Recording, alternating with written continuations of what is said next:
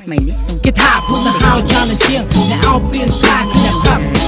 មកថ្ងៃល្ងាចព្រឹកផឹកតតែគេដឹកបានហាត់អ្នកផឹកស្លាស្វឹងធ្វើរឹកខែងរែងកើតឃើញតែខ្លួនឯងនឹងសម្បើមអត់ចាអុកតតែដាច់ទៅដឹងថាវាណាគឺមានអ្វីអត់ចាគឺមានតែស្វឹងចឹងបានគេនិយាយថាផឹកស្លាគេអោចមកមួយខ្ញុំអត់មកពេកអុកខ្ញុំរមងឆ្ងាញ់ខ្ញុំអោចាទឹកអុកឲ្យមានរឹកអុកឲ្យមានអត់មកទៅខ្លាំងសួតខ្លាចអុកញ័រពេកវាប្រែតែជាហួតចាប់ដើមក្តៅសួតចាប់ហួតទៅដល់កាពះខ្ញុំបាច់ដាក់ផ្ទះផឹកស្លាឆាកាពះរួចបានដូចមានតែជីវិតមិនជាវេទនាថ្ងៃក្រោយរាល់ថ្ងៃលើកតែតែស្លោយអត់តែមានគឺទៅហើយគឺទៅភ្លាមធ្វើមុខមានក្បែរទៀមស្លាមិនខ្វល់ណាគេតែណាគេថាធ្វើ